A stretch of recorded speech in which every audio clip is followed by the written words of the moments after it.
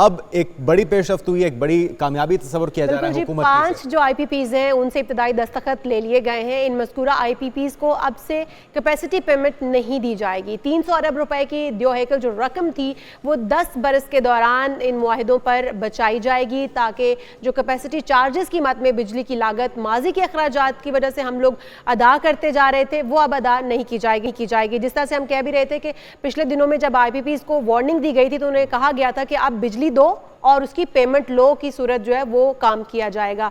और जमात इस्लामी ने भी इसके ऊपर काफ़ी काम किया। सबसे पहले उन्होंने IPPs का जो मामला है उसमें गौहर एजाज साहब भी थे और जमात इस्लामी ने भी इस मामले को परसू किया। और जब अवामी नुमाइंदे इस तरह के मामलात को उजागर करते हैं तो यकीनी तौर पे हुकूमत वक्त को इस पर नज़रसानी करनी पड़ती है, और वही हमने देखा। इसका क्रेडिट बहरहाल हम गवर्नमेंट को भी देंगे, और ये सिलसिला अब रुकना नहीं चाहिए, क्योंकि ये अभी तो आगाज़ है। अभी दर्जनों ऐसी IPPs हैं जिनके साथ इन मुआहिदों को रीशेड्यूल होना चाहिए, इस पर नज़रसानी होनी चाहिए। तो हमारे साथ मौजूद हैं सैयद फरासत शाह साहब, डिप्टी सेक्रेटरी जनरल हैं, जनरल सेक्रेटरी हैं जमात इस्लामी के, और माहिर तवानाई उमूर भी हैं। और इन्हीं से हम जानते हैं कि एक तो आपकी जो काविश है सैयद फरासत शाह साहब जमात इस्लामी की इस मामले को उजागर करने की, वो भी काबिल तारीफ़ है, लेकिन ज़रा टेक्निकली बताइएगा कितना फ़र्क पड़ने जा रहा है इन 5 कंपनीज के ज़रिए जो रीशेड्यूल किए जा रहे हैं, नज़रसानी की जा रही है इनके साथ मुआहिदों पर।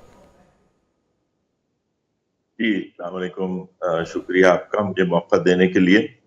IPPs के सिलसिले में जैसे आपने फरमाया कि जमात इस्लामी ने टेक्निकली भी और रोडों पे भी बहुत प्रेशर एक तरह से गवर्नमेंट पे बिल्ड किया। कोई गवर्नमेंट जो शुरू में बात करने के लिए तैयार नहीं थी कि दिस इज एक कोई शजर ममनुआ है, इसमें हम नहीं जा सकते, उस पर कुछ ना कुछ काम तो उन्होंने करना शुरू किया। ये बात तो आप क्रेडिट भी दें, कोई मसला नहीं।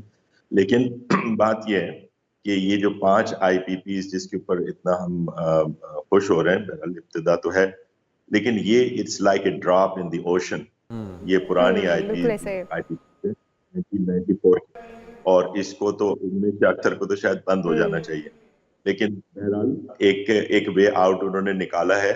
इससे जो भी देखा, हमारी तो हमेशा से ये एक डिमांड रही है कि आप इसमें जो भी बचत होती है, आप जो 3 अरब हो के 6 अरब हो, जो उसका डायरेक्ट इम्पैक्ट आना चाहिए मेरे और आपके बिजली के बिलों पर।